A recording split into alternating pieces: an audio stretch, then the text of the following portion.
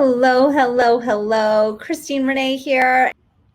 We have been talking about the solar plexus chakra. Part of the discussion has been about anger. Correct me if I'm wrong, but is forgiveness not part of anger piece as well? If so, can you please tell me a little bit about what your thoughts on forgiveness? Oh, great question, Donna. So Donna is part of our Chakra Mastermind program, and this is one of our signature group coaching programs in the Reiki Cafe University. And we move through the chakras a few weeks at a time, really diving in and healing all of the pieces. It's a really phenomenal, in-depth, dynamic group coaching program. And so the solar plexus, yes, you're absolutely right. This is about who you are, your power, and really processing out anything that's been stuck. And so oftentimes what gets stuck is the anger in your liver particularly. And so when things are, the anger is, the liver is in your, the anger is in your liver. I'm getting a little tongue tied because I went so far up here for a couple of those sessions. I'm trying to make sure I find my words. So when you have this anger piece, part of it is to actually feel the emotions and let it go. Like if that means you needed, like what I would do with my son in the wintertime when he was little, he had so much pent up anger that we would build a snowman and then we let him take a stick and beat it to death because it was a healthy way for him to actually release the anger out. And so the solar plexus, a lot of it is releasing these things that has happened to us from the past, from our childhood, from the past life. So from deep in our knowingness and any of those stored memories in our subconscious. So we're really looking at the past. And that really is for us. It's really about this. The solar plexus is really about, not really about others. And so, yes, it could be self-forgiveness, about knowing and accepting you completely, unconditionally for who you are, and forgiving yourself for not doing it perfectly, for not knowing all the things that you wish you would have known. So yes, personal forgiveness, absolutely, that can be that is a part of the solar plexus. But really when we come to working in relationships and forgiving others for their wrongdoing and having actual interactions with others, that's more in the heart chakra. So let me know if that gave you enough to work from for the next step. Okay, perfect. Yeah. So yes, self-forgiveness. Yes, absolutely. Self-forgiveness is self-love. Taking time for yourself, self-care, getting rid of the stuff, the clutter in your house, to doing a detox, to cleaning up your diet. All of that stuff is about you, who you are, and letting things go. Yeah. So the anger is about me and not others. If that is, well, the anger from others, you can be pissed off at somebody, but if it gets stored in the liver, if it's something temporary, if anger is something temporary, you have outbursts of anger in your skin. That's when we get acne. That's when we get, bumps on our bodies. And yes, it's all tied back to our liver. But if you have a rash, if you have hives, those are energetically, metaphysical, anatomy and physiology speaking, outbursts of anger in our physical body, right? And those are something that's happening currently now. I'm releasing the anger and it has no place to go, so it's outbursting on my skin. So that very much is current. But a lot of the times when it's builded up over the years, the liver is where it goes. So for example, personally speaking, my liver has not been the happiest place because in our society, in our culture, there isn't really a good place to get rid of your anger. And we're not taught this as a kid to, if you get angry, go scream on the mountaintop or beat up a pillow, or, there's not a lot of outlets or support. It's more of like, settle down now, go sit in the corner. It's always like, bring it down instead of move through it, release it, and so because of that, and a lot of the things that were going on in my past, particularly like what comes to mind is my first marriage. Like my first marriage, I got involved with him at age 21, 22, and got married really young, had babies really young. If I ever expressed anything of my anger and who I was, I would have just been, crashed upon an emotional abuse. So all of my emotions got stuffed, including my anger.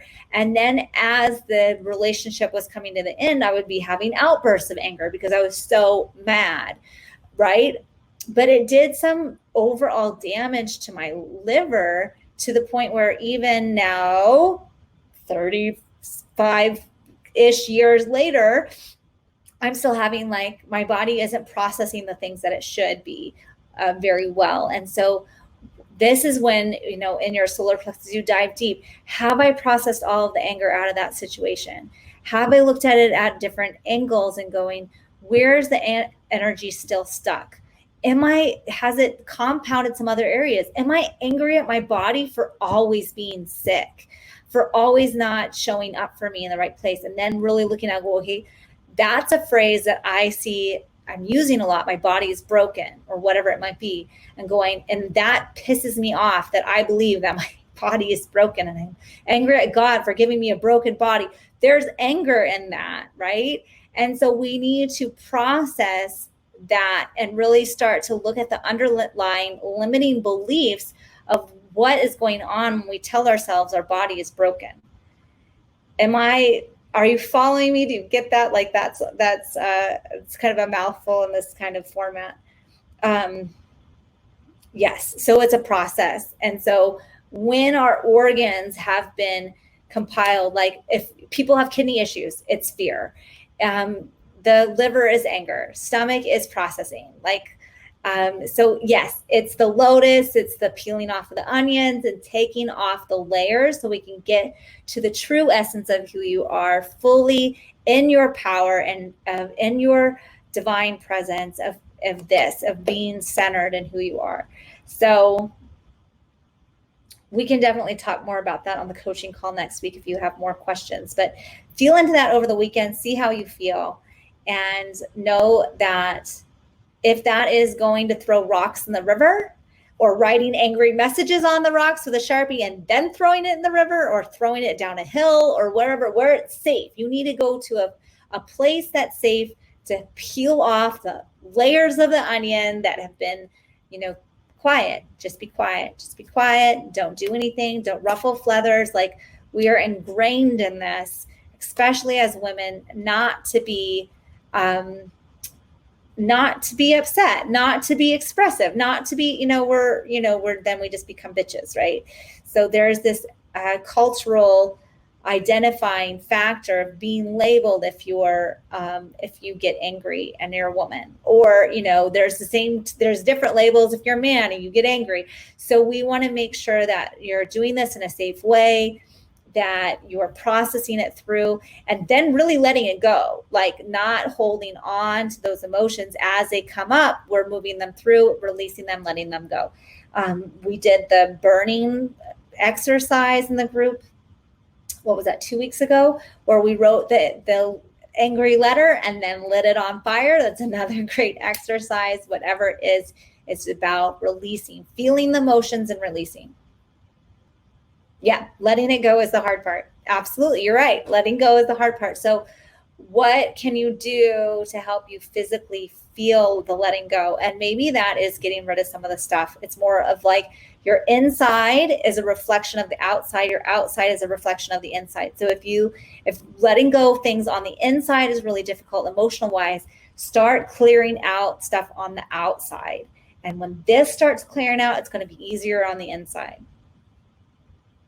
Mm-hmm. Yeah. Forgive yourself. It's okay to forgive yourself for having outbursts of anger. Forgive yourself for not knowing that this was work that needed to be done. Forgive yourself on all those personal pieces. Absolutely. Yes. I love and honor myself completely. Find a mantra that works for you in all of your pieces. If I hadn't gone through that ugly divorce, I hadn't gone through the trauma with that, I would not be here today. I would not be the powerful, magnificent, whatever terms I want to use for my individual worth, sitting here with you all this evening. Like, I wouldn't be here. I wouldn't be doing this if I never had gone through that trauma, that dark night of the soul, whatever you want to call it. Like, those dark nights of the soul, whether you go through them at 7 or 15 or 20 or 35 or 45, whatever they are, oftentimes they're here to help sculpt us for how we are going to serve and be of service to others later on. So just know, like, don't damn your past. Go, I learned what I learned from it, and I'm going to move and change and walk and move forward. Yeah. Good. Yes. And know that if you are still angry at your ex, you're still giving them your power because it's still taking your attention. So this is something I have to check in often. If I'm getting pissed off at my ex-husband for doing whatever he is doing, because it's still emotionally triggering, I have to realize if he has control over me, if I get upset from him, I'm still giving my power away. I'm still letting him, because I'm in control of my emotions. I decide what my emotions are. So if I'm getting upset by whatever he does or whatever has happened in the past, they still have that control. They still have that power over me. And I'm going to say, no, I do not give away my power to you anymore. You took that many years of my life. I'm not giving you a second longer. And so we cut it off. And we create the boundaries and the emotional work so that we can move through it and not necessarily look back and go through it again. We can just say, I move forward, knowing that I can persevere, knowing that I have changed, knowing that who I am now is not who I once was. And I forgive myself at that point for not knowing any better, and sending him the positive energy. Yep, totally.